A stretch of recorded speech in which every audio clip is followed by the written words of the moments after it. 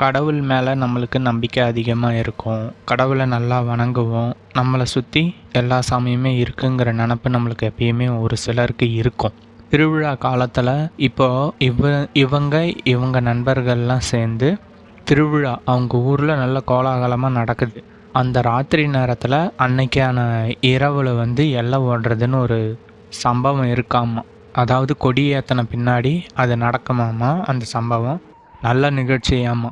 அந்த நிகழ்ச்சிக்கு இப்போ அவங்க வீட்டில் இருந்து கிளம்புறாங்க. எல்லாருமே வயசு பசங்க. இப்போ கிளம்ப சொல்லும்போது அவங்க வீட்டில் பேரண்ட்ஸ் எல்லாருமே சொல்கிறது, எல்லை ஓட சொல்லும்போது பார்க்கக்கூடாது, அப்படி பார்த்தாலும் பயப்படக்கூடாது, பயப்பட்டிங்கன்னா உங்களுக்கு ஆபத்து இருக்குன்னு இவங்களுக்கு சின்ன வயசுலேருந்தே சொல்லியிருக்காங்க. ஆனால் இவங்க அந்த எல்லை ஓடுறதெல்லாம் பார்க்கக்கூடாதுன்னு பயந்து ஒரு இடத்துல ஒளிய சொல்லும்போது இவங்களுக்கு நடந்த இந்த நிகழ்வை நம்மளுக்கு ஷேர் பண்ணியிருக்காங்க. வாங்க ஃப்ரெண்ட்ஸ், இந்த கதையை கேட்டு தெரிஞ்சுக்கலாம் முழுசாக. இது நம்ம ஹாரர் டைம் தமிழ்.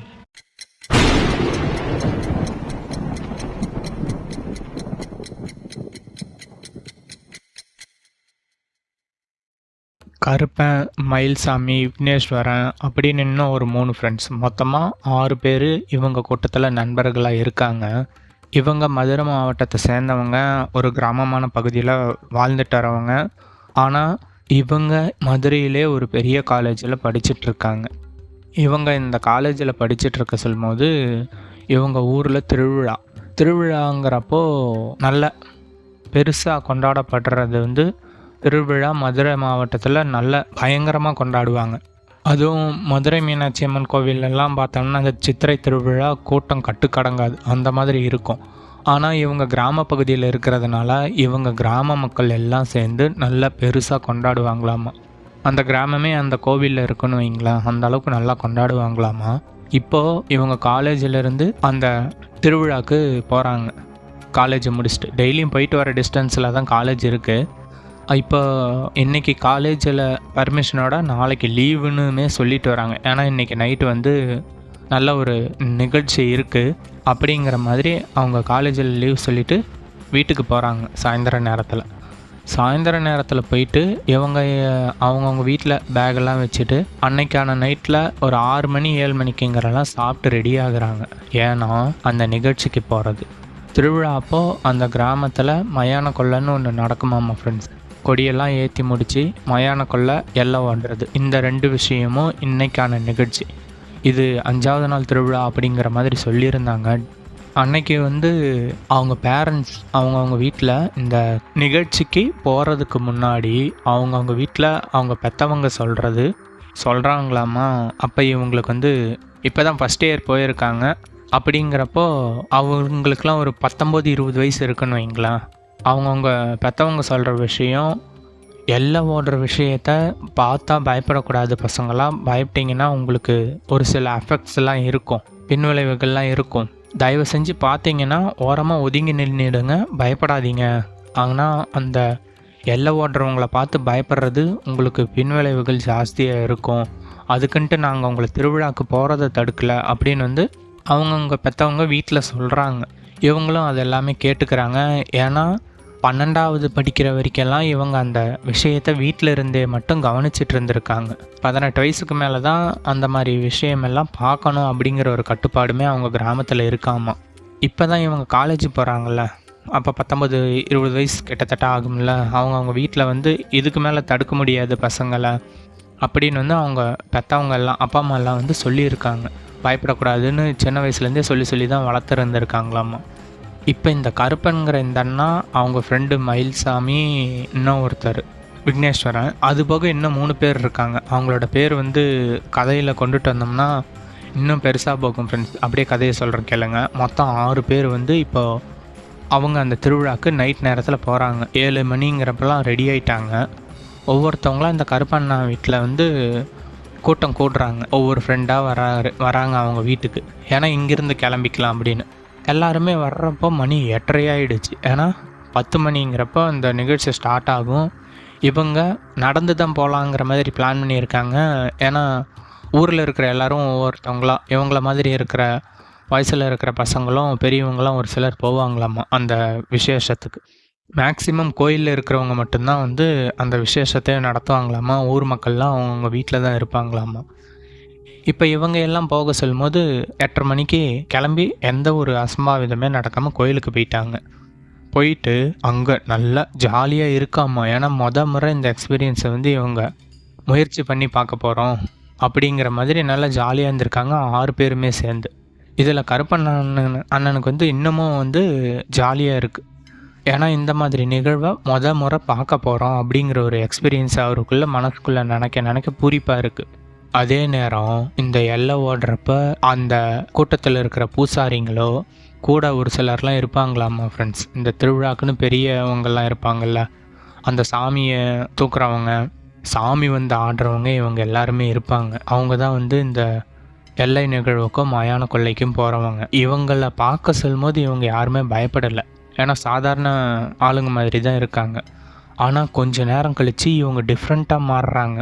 அவங்கவுங்க ஒரு வேஷம் போட்ட மாதிரி மாற சொல்லும்போது இந்த அண்ணனுக்கு ஃபஸ்ட்டு ஒரு பயம் வருது.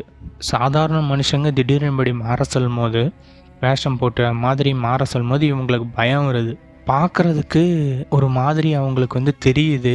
இது வந்து இவங்களுக்குள்ள ஒரு அச்ச உணர்வு ஏற்படுத்தணும்னும் வீட்டுக்கு போயிடலாமா அப்படிங்கிற மாதிரி தோணுது. மணி இன்னும் 10 நெருங்கலை.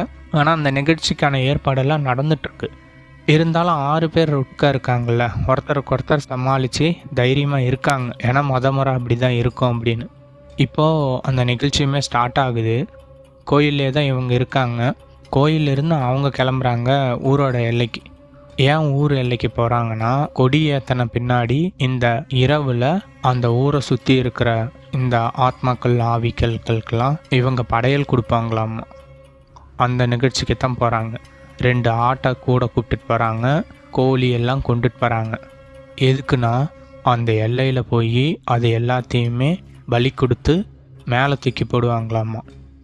அதுதான் இந்த விசேஷத்துக்கான ஒரு பெரிய நிகழ்ச்சியாமா அந்த 5வது நாளில். இதெல்லாம் வந்து இவங்க கேட்க சொல்லும்போது இதை நம்ம நேரில் பார்க்கணும்னே மைண்ட் செட்டில் இருந்திருக்காங்க.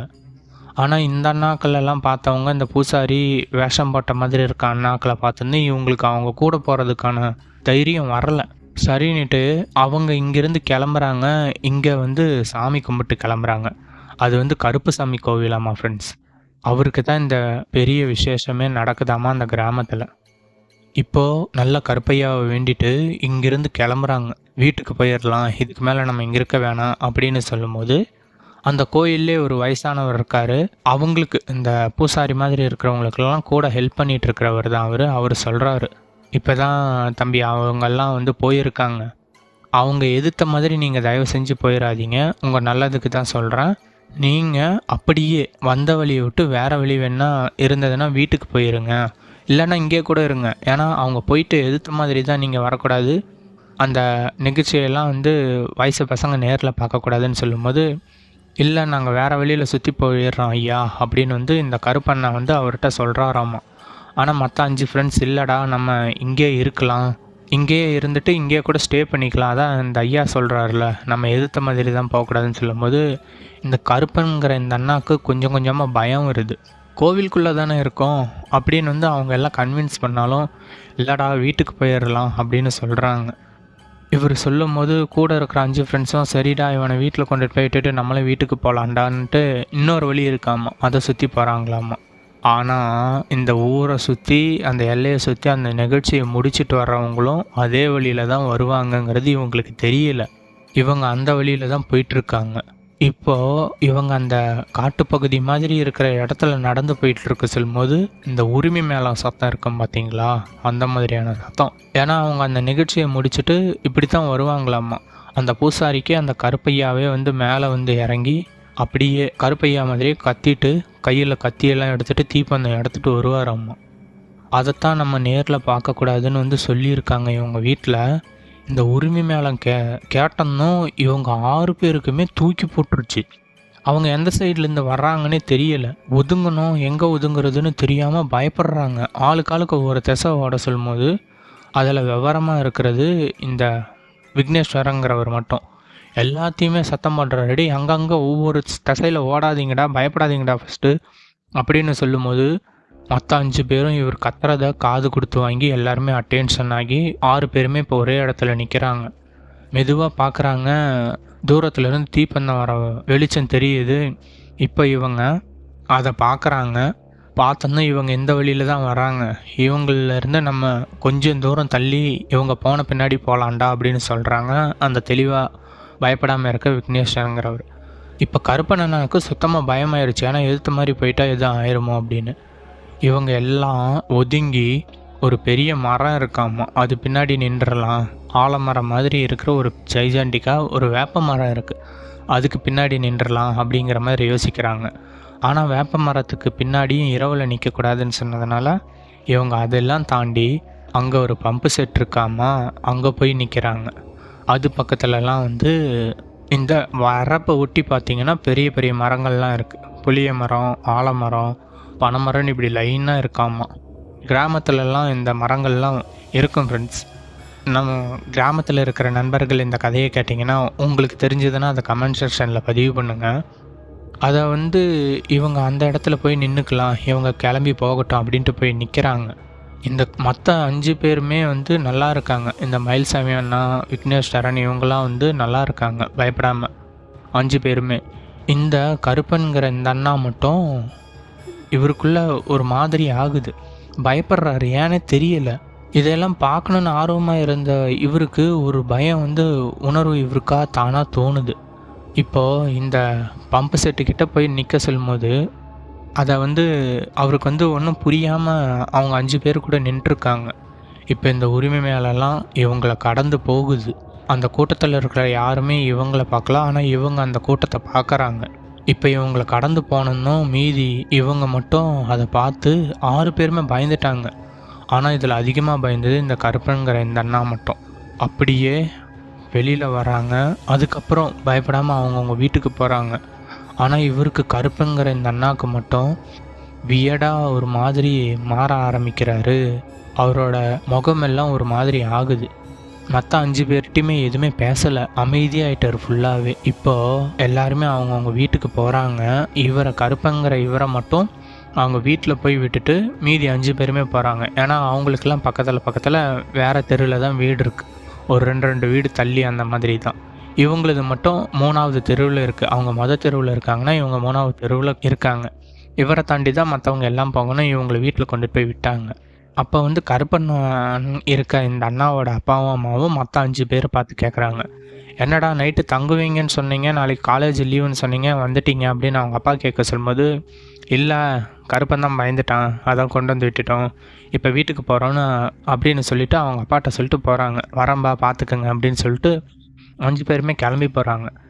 இப்போ இந்த கருப்பங்கிற இந்த அண்ணாவோட வீட்டில் அவங்க அம்மா அப்பா, இவருக்கு ஒரு அண்ணா இருக்காங்க, அவங்க தாத்தா பாட்டி, இவங்களது ஒரு ஜாயிண்ட் ஃபேமிலி மாதிரி இருக்காங்க வீட்டில். அவங்க வீடு நல்ல ஒரு பெரிய வீடு. இப்போ இவர் வீட்டுக்கு போயிட்டார். வீட்டுக்கு போனதும் அவங்க அம்மா அவரை வாட்ச் பண்ணுறாங்க. இவர் ஒரு மாதிரி பித்து பிடிச்ச மாதிரி இருக்கார். கோயிலுக்கு தானடா போயிட்டு வந்தா, என்னடா இப்படி இருக்கு அப்படின்னு கேட்க சொல்லும்போது அவர்கிட்ட இருந்து எந்த பதிலுமே இல்லை. ஏன் இப்படி இருக்கான் அப்படின்னு அவங்க அம்மா பார்க்குறாங்க. வந்தவர் எப்பயுமே டெய்லியும் கையை காலை கழுவிட்டு தான் வீட்டுக்குள்ளே போவாராமா. அப்படியே ஏதோ ஒரு மாதிரி அப்படியே போயிட்டாராம்மா வீட்டுக்குள்ளே போனவர் நைட் ட்ரெஸ் எல்லாம் மாறுவாராமா, அது எதுவுமே மாறாமல் அப்படியே போய் நடு ஹாலில் போய் உக்காந்துட்டாரு. அவருக்கு என்னன்னே தெரியலை, அப்படியே அமைதியாக போய் அந்த நடு ஹாலில் உக்காந்துட்டாரு. நடு ஹாலில் உக்காண்ட்ருக்க அந்த அண்ணா கருப்பங்கிற இவர் அவங்க அம்மா எவ்வளவோ கேள்வி கேட்குறாங்க. ஏதோ ஒரு மாதிரி அவங்க கேட்குற கேள்வியே காதில் விழுகாத மாதிரி இந்த சைடும் அந்த சைடும் திரும்பி பார்த்துட்ருக்காரு. லிட்ரலி அவர் காது கேட்காத மாதிரி நடந்துக்கிறாராம்மா ஃப்ரெண்ட்ஸ். அவங்க அம்மாவும் கேட்குறாங்க, அவங்க அண்ணா அவ்வளோ கேள்வி கேட்குறாராம்மா. டே என்னடா ஆச்சு உனக்கு, ஏன்டா இப்படி பண்ணுற, கோவிலுக்கு தானடா போயிட்டு வந்தா அப்படின்னு கேட்க சொல்லும்போது இவர் அவங்க அண்ணாவே பார்த்து முறைச்சிட்ருக்காராம்மா. கேள்வி கேட்க அவங்க அம்மா அப்பா கருப்பங்கிற இந்த அண்ணாவோட அண்ணா, பத்தாவதுக்கு தாத்தா பாட்டி எல்லாருமே கேட்க சொல்லும்போது இவர் அந்த அண்ணாவை மட்டும் பார்த்து முறைச்சிட்டே இருக்க சொல்லும்போது அவங்க தாத்தாவுக்கு ஒரு மாதிரி ஸ்ட்ரைக் ஆகிருக்கு. அவருக்கு ஒரு உணர்வு தோன்றி இருக்கு அந்த இடத்துல. பையன் இந்த விஷயத்துக்கு தான் போயிட்டு வந்தான், ஆனால் எதையோ கூப்பிட்டுட்டு வரக்கூடாததை வீட்டுக்குள்ளே கூப்பிட்டு வந்துட்டான் போல அப்படின்னு நினைக்கிறாரு. அதுதான் கரெக்டாகவும் இருக்குது. இப்போ அந்த அண்ணா வந்து கேள்வி கேட்க கேட்க நடுஹாலில் உக்காண்டிருந்த அந்த கருப்பங்கிற இவர் எந்திரிச்சு கரெக்டாக அவரோட காலர் ஷர்ட்டை அப்படியே காலரை பிடிச்சிட்டு போய் கழுத்தை நெரிக்கிற மாதிரி சவுத்தில் கொண்டு போய் நிப்பாட்டுறாராமா. என் வயசு என்ன, உன் வயசு என்னடா, யாரடா டேன்னு இருக்க அப்படின்னு கேட்குறாராமா. இவரை விட இந்த கருப்பங்கிற இந்த அண்ணாவை விட அவங்க அண்ணா இவரை விட 4 வயசு பெரியவராமா. ஆனால் இவர் இந்த கேள்வி கேட்கவும் அவருக்கு ஒன்றுமே புரியவே இல்லை. தம்பி என்னடா இப்படி கேள்வி கேட்குற, நான் அவன் அண்ணன்டான்னு கேட்க சொல்லும்போது யாருக்கு யாருடா அண்ணா அப்படின்னு வந்து ஒரு மாதிரி பேசுகிறாராமா. அவருக்கு ஒன்றுமே புரியல. அவராக அந்த கழுத்தை இருக்குனது இன்னும் அதிகமாக இருக்கிறாரு. அந்த அண்ணாவோட முகம் மாறுது. இங்கே அம்மா அப்பா தாத்தா பாட்டி எல்லாம் வந்து தடுத்து இழுக்க சொல்லும்போது இழுக்கவே முடியலையாம். டக்குன்னு அவங்க அப்பாவை திரும்பி பார்த்து உன் பையன்ட சொல்லி வை அப்படின்னு வந்து சொல்கிறாராம்மா. இவங்க யாருக்குமே எதுவுமே புரியல. ஆனால் அவங்க தாத்தாக்கே எல்லா விஷயமே புரிஞ்சிருச்சு. இப்போ இந்த விஷயத்த அப்படியே வந்து இவங்க வீட்டோட வச்சுக்கிறாங்க. அவங்க பாட்டிகிட்ட சொல்லி போயிட்டு வேப்பில் அந்த கருப்பனோட விபூதி எல்லாத்தையும் கொண்டுட்டு வந்து அவங்க தாத்தா ஏதோ சிறகடிக்கிற மாதிரி மந்திரிச்சு விடுறாங்க. அப்படியே செகண்டில் சொடக்கு போட்ட நேரத்தில் அவர் அந்த கருப்பை மயக்கம் போட்டு விழுகிறாரு. ஒன்றுமே புரியல. வீட்டில் இருக்கிறவங்களுக்கு அமைதியாக இருக்காங்க. மயக்கம் போட்ட அவரை அவங்க அண்ணா தூக்கிட்டு போய் அவங்க ரூமில் படுக்க வைக்கிறாங்க. எல்லாருமே இப்போ ஹாலில் பேசிகிட்டு இருக்க சொல்லும்போது திருவிழா முடியட்டும், இன்னும் இருக்கிறது 3 நாள் தான். 3ஆவது நாள் கருப்பனை வந்து ஊர்வலமாக கூப்பிட்டுட்டு வருவாங்க. அப்போ வந்து அதுக்கடுத்து அன்னைக்கு அவருக்கு எல்லா விஷயமும் நல்ல நிகழ்ச்சி முடியட்டும், அன்னைக்கு போய் இவனை பார்த்துக்கலாம் அப்படின்னு சொல்லும்போது அவங்களும் வந்து கேட்குறாங்க. இவங்க அப்பாட்ட தாத்தா பாட்டிகிட்ட கேட்க சொல்லும்போது நடந்த விஷயம் பெருசாக தெரியல அவருக்கு. அவர் வந்து டீட்டெயில்டாக சொல்கிறாரு. நம்ம இவனுங்கிட்ட எவ்வளோ சொன்னாலுமே வந்து இவங்க போனவனுங்க திரும்பி அரசுமே எந்த வழின்னு வந்தானுங்கன்னு தெரியலடா, எதையோ கூப்பிட்டுட்டு வரக்கூடாது தான் வீட்டுக்குள்ள அவன் உடம்புல கூப்பிட்டுக்கிட்டான், இப்போ ஒன்றும் பெருசாக நடக்காது பயப்படாத நீ அப்படின்னு வந்து அவங்க பையனை தட்டி கொடுக்குறாங்க. அதாவது கருப்பன் அண்ணனோட அப்பாவை வந்து அவங்க அப்பா தட்டி கொடுக்குறாங்க. பார்த்துக்கல, எதுவும் நடக்காது பயப்படாத, அதான் விபூதி வச்சு படுக்க வச்சுருக்கிறோம்ல அப்படின்னு சொல்லும்போது அவருக்கு வந்து அழுக வருது. இத்தனை நாள் அவங்க வீட்டில் எதுவுமே நடக்காது, இன்றைக்கி நடந்திருக்கேன்னு அவர் வந்து பயப்படுறாரு. அந்த நாள் நடந்த மாதிரியே மறுநாள் காலையில் விடியுது. அவர் எந்திரிக்க சொல்லும் போதே அவருக்கு உடம்பெல்லாம் அடித்து போட்ட மாதிரி தான் இருந்திருக்கு. ஆளே ஒரு மாதிரி இருக்கார். ஆனாலும் அன்றைக்கி நைட் நடந்த மாதிரியே அன்றைக்கும் இருக்கார். எதுவுமே பண்ணாமல் சாப்பிடாமல் கொள்ளாமல் ஒரே இடத்த பார்த்த மாதிரியே உக்காந்துருக்காரு. இதே மாதிரியே 2 நாள் போகுது. வீட்டில் இது ஆட்டமெல்லாம் பயங்கரமாக போட்டிருக்காரு. வீட்டை விட்டு வெளியில் போனோம், இது என் இடம் கிடையாது, நீங்களாம் யாரா என்ன சுற்றி இருக்கீங்கிற மாதிரிலாம் கேட்டிருக்காரு. இப்போது 3ஆவது நாள் பகல்லையே வந்து அந்த கருப்பனோட கோவிலில் வந்து பெரிய விசேஷமெல்லாம் நடக்குமாம்மா. லாஸ்ட்டு நாள் அதானம்மா. அன்னைக்கு பொங்கல்லாம் வச்சு கருப்பனை வந்து அவரோட கோவிலிருந்து ஊரை சுற்றி பகல் நேரத்தில் கூப்பிட்டுட்டு வந்து திருப்பி வந்து அவரோட கோவிலுக்கு கொண்டுட்டு போவாங்களாமா. அந்த நிகழ்ச்சி இன்றைக்கி நடந்துகிட்ருக்கு. எல்லாரோட வீட்லேயும் பூஜையை வாங்கிட்டே இருக்காரு. இவங்க வீட்டுக்கு வர சொல்லும் போதே அந்த பூசாரி கத்திட்டே உள்ளே வராராமா. உள்ளே வர சொல்லும் போது இந்த கருப்பனை அப்படியே 2 பேரோட பேரும் கருப்பசாமி கருப்பங்கிறனால குழம்பிக்காதீங்க ஃப்ரெண்ட்ஸ். இந்த கருப்பன்கிற இந்த அண்ணாவோட வீட்டுக்குள்ளே இப்போ பூசாரி வராரு. கருப்பசாமி அவரோட உடம்புல ஆடிட்டே வராரு, சலங்கையெல்லாம் போட்டுட்டு கையில் கத்தியும் இருக்குது. அப்படியே ஆக்ரோஷமாக கத்திட்டே உள்ள வந்து என் பையன் வீட்டில் நீ என்னடா பண்ணுற, முதல்ல இந்த குழந்தையோட உடம்புல நீ ஏன்டா வந்த அப்படின்னு கேட்க சொல்லும்போது அவர் கூனி குறுகி அவரோட காலில் விழுந்துட்டாராம்மா. ஐயா மன்னிச்சிடுங்க, இவன் தான் என் இடத்துல வந்து பயந்துட்டு நின்னா, இவனை பிடிக்கிறதுக்கு எனக்கு ஈஸியாக இருந்தது, அதுவும் இல்லாமல் நீங்கள் அந்த வழியில் தான் போயிட்டு இருந்தீங்க, இவனை நான் ஆக்கிரமிச்சுக்கிட்டா உங்களோட விசேஷம் முடிஞ்சதுக்கப்புறம் எனக்கு தோணுனதெல்லாம் பண்ணதுன்னு நினச்சி தான் என் உடம்புல வந்தேன், நீங்கள் இங்கே வருவீங்கன்னு எனக்கு தெரியாதுன்னு ஒரு மனுஷன் சொல்கிற மாதிரியே அவரோட உடம்புல இருந்து ஒரு ஆத்மா சொல்லுதாம்மா, ஆவி. இவங்களுக்கு ஒன்றுமே புரியவே இல்லை. எப்படிரா என் இடத்துல நீ வந்திருக்க, இப்போ எனக்கு வந்து உச்சிக்குள்ளுற மாதிரி என் குழந்தைங்கள்லாம் சேர்ந்து திருவிழா நடத்துகிறாங்க, நீ மட்டும் இப்படி தப்பிச்சேன்னு கேட்க சொல்லும்போது அந்த ஆத்மா பதில் சொல்லுதாம்மா, உங்களுக்கு பயந்து நான் இடத்த விட்டு வெளியிலே வரவே இல்லைன்னு சொல்லுதாம்மா. இப்போ நீயா வெளியில் போகிறியா இல்லை நான் உன்னை அழிக்கட்டுமா அப்படின்னு கேட்க சொல்லும்போது அந்த ஆத்மா அழுகுதாம்மா. இல்லை என்னை விட்டுடுங்க, நான் யாரையுமே அந்த தொந்தரவுமே பண்ண மாட்டேன் அப்படின்னு சொல்லும்போது, அப்போ ஏன் என் குழந்தைய தொந்தரவு பண்ண, அவன் உடம்புலேருந்து வெளியில் வாடான்னு சொல்லும்போது அந்த ஆத்மா அப்படியே சைலண்ட்டாக வெளியில் போகுதாம்மா. ஆனால் யாரோட கண்ணுக்கும் தெரியல. ஆனால் இவர் கருப்பன் மயக்கம் போட்டு விழுந்துட்டார். அப்போ அந்த பூசாரி ஆடிக்கிட்டே சொல்கிறாரு, இவன் போன இடம் அந்த தோட்டத்தில் அவன் இறந்த இடம்டான்ட்டு அவரோட பேரெல்லாம் சொல்லியிருக்காங்க. அவன் தான் அல்ப ஆயுசில் போயிட்டான்ல, அவன் இன்னும் இங்கே தான் சுற்றிட்டுருக்கான். நீங்கள்லாம் கூட கேள்விப்பட்டிருப்பீங்க. என்னோடய கட்டுப்பாட்டுக்குள்ளே இருந்தவன் தான் அவன். இப்போ உன் குழந்தைய பிடிச்சிட்டான், பயப்படாத, இதுக்கு மேலே எதுவுமே நடக்காதுன்னு இந்த பூசாரியோட உடம்புல இருக்க கருப்பையே இவங்களுக்கு பதில் சொல்கிறாங்களாம்மா. ஏன்னா இவங்களோட குலதெய்வமே அவர் தானாம்மா. நான் இருக்க சொல்லும்போது நீ பயப்படவே பயப்படாத, உன் குடும்பத்தை எதுவுமே ஆக விடாமல் நான் தடுத்து காப்பாற்றுவேன்னு சொல்லி அவருக்கு விபூதியை பூசி எழுப்பினாராமா. நார்மலாக இருக்காராமா இப்போ கருப்பங்கிற இந்த அண்ணா. அப்படியே அவரோட காலில் விழுந்து ஆசீர்வாதம் வாங்கிட்டு வெளியில் போய் கருப்பசாமியை கும்பிட்டு அந்த திருவிழாவே நல்லா முடிஞ்சுதாம்மா. இவருக்குமே அந்த சம்பவம் எல்லாம் இதாயிருச்சாமா. அதிலிருந்து டோட்டலாக வெளியில் வந்துட்டாராம்மா. அந்த 6 பேரில் இவருக்கு மட்டும்தான் அது எல்லாமே நடந்தது. மற்ற 5 ஃப்ரெண்ட்ஸுக்கு யாருக்கும் எதுவுமே நடக்கலை. ஆனால் அவங்க எல்லாம் இவங்க கூட தான் இருந்திருக்காங்க, இந்த விஷயத்தை எல்லாமே பார்த்துருக்காங்க. இப்போது இந்த நிகழ்ச்சி எல்லாமே முடிஞ்ச பின்னாடி இப்போ இவர் நல்லா இருக்கார். ஏன் நான் இவர் அண்ணான்னு சொல்கிறேன்னா, இப்போ இவருக்கு இந்த கருப்பன்கிற இந்த அண்ணாவுக்கு 39 வயசு ஆகுதாம்மா. 2010 ஃபஸ்ட் இயர் காலேஜ் ஜாயின் ஆனாராம்மா.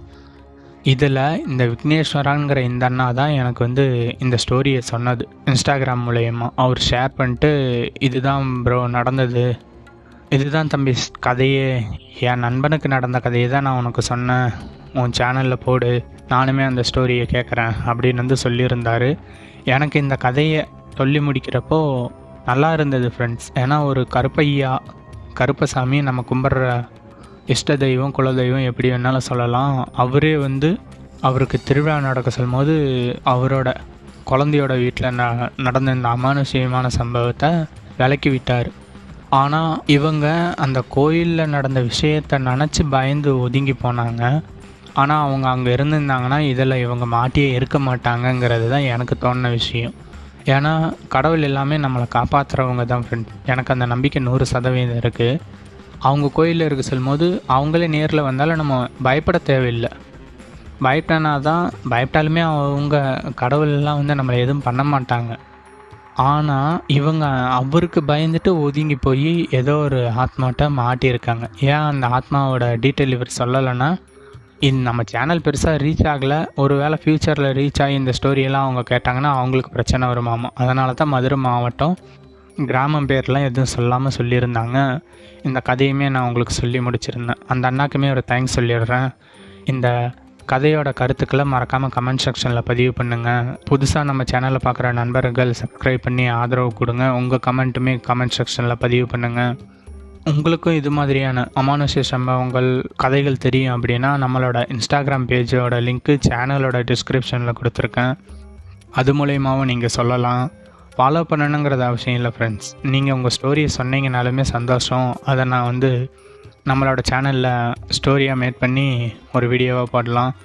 அதுபோக ஜிமெயில் முகவரி horrortimegk@gmail.comங்கிற இந்த முகவரிக்குமே உங்கள் கதையை ஷேர் பண்ணலாம். மறக்காமல் லைக் பண்ணுங்கள், ஷேர் பண்ணுங்கள், சப்ஸ்கிரைப் பண்ணுங்கள். இந்த உதவி பண்ணுங்கள் ஃப்ரெண்ட்ஸ், நம்ம சேனல் இன்னும் ரீச் ஆகும். மீண்டும் அடுத்த கதையில் சந்திக்கலாம். அது வரைக்கும் உங்களிடமிருந்து விடைபெறுவது நான் உங்கள் GK story teller. Thank you friend.